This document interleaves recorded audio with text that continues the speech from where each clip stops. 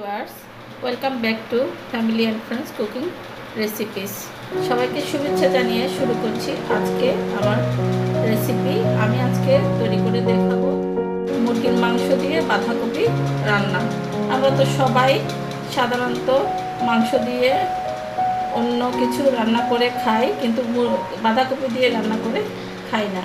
তাই আমি আজকে চেষ্টা করছি যে একটু স্বাদের পরিবর্তন আনতে, যে বাঁধাকপি দিয়ে মুরগির মাংস রান্না করে সেজন্য আপনাদেরকে দেখাচ্ছি। এই রান্না করার জন্য আমাদের দরকার হবে, এখানে আমি 250 গ্রামের মতো মুরগির মাংস নিয়েছি। আর এই বাঁধাকপিটা ঠিক এইভাবে কেটেছি, একেবারে চিকুনও না একেবারে মোটাও না, একটু মিডিয়াম সাইজ করে কেটে নিলেই চলবে।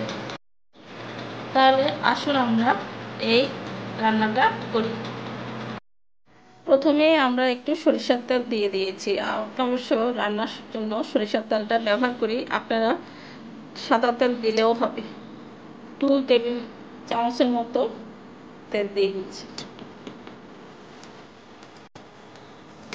এরপর আমরা 1 কাপ পেঁয়াজ দিয়ে দিলাম।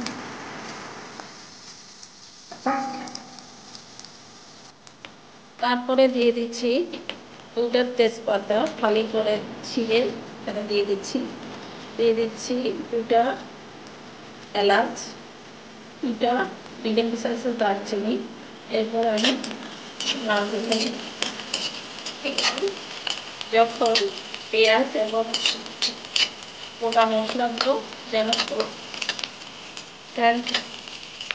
বের হয়, গন্ধ বের হয়।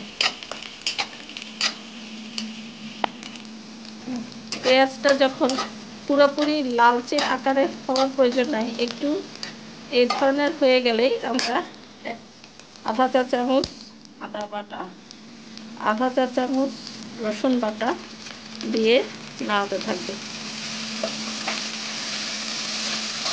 মশলাটা কষাতে থাকবে। না, মশলাটা একটু কষিয়ে নিয়ে আমরা একটু পানি দিয়ে দিব, যেন মশলাটা পুড়ে না যায়।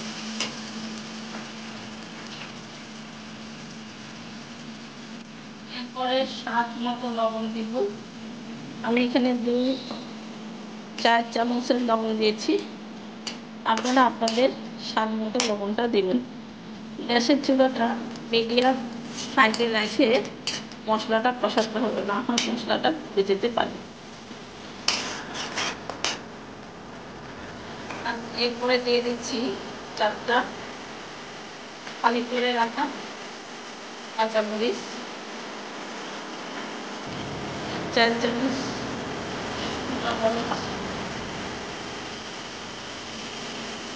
আর 4 চামচ ধনিয়া গুঁড়া, 1 চা চামচ ধনিয়া গুঁড়া,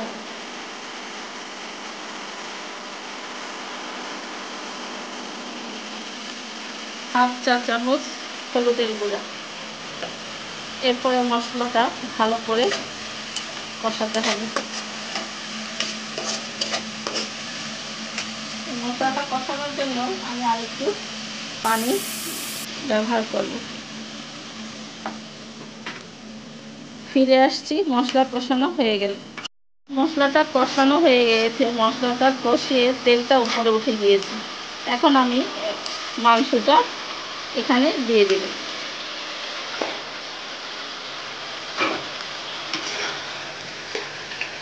মাংসটা দিয়ে নাড়িয়ে চাড়িয়ে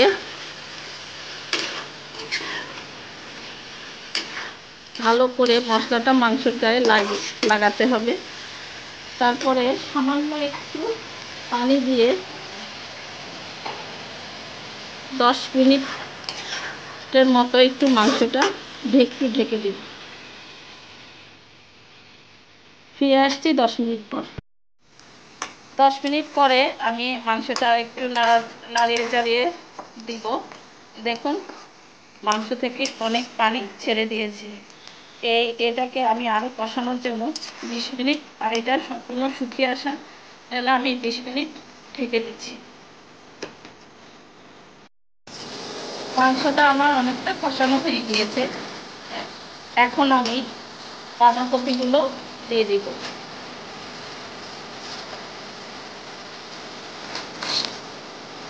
অল্প অল্প দিয়ে আবার নাড়িয়ে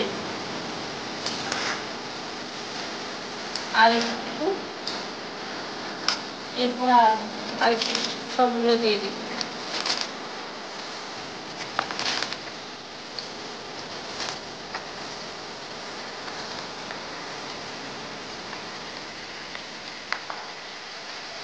ঢাকনিটা দিয়ে 5 মিনিট পরে আবার ফিরে আসছি।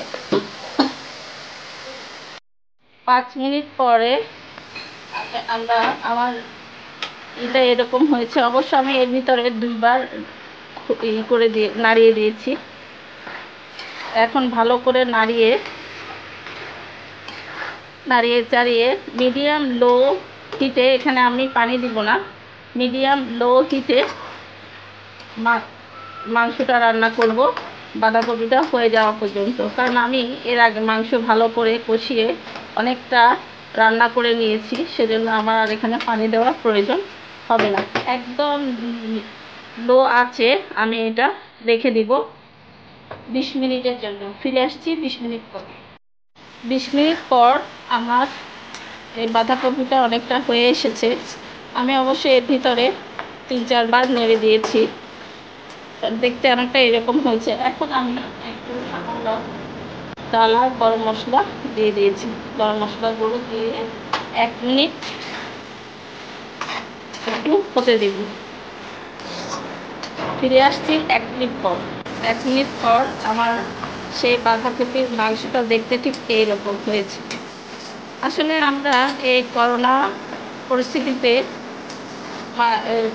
সবাই গৃহবন্দী হয়ে গিয়েছি এবং আমাদের আসলে সেই বাজার করে করে খাওয়াটা, মজার করে খাওয়াটা একটু সমস্যা। আর একঘেয়েমি তো খেতে খেতে আমাদেরও লাইফটা অনেকটা বোরিং হয়ে গিয়েছে। তাই একঘেয়েমি রান্না থেকে একটু আপনারা স্বাদ পরিবর্তন করে খেতে পারবেন। আমি এটা এখন বেড়ে আপনাদেরকে দেখাচ্ছি। বাঁধাকপি রান্নার রেসিপিটা দেখতে কেমন হয়েছে দেখেন, কত সুন্দর হয়েছে দেখতে।